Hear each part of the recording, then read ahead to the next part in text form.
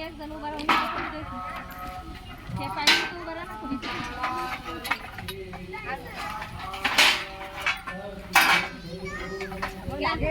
कोण आहे गया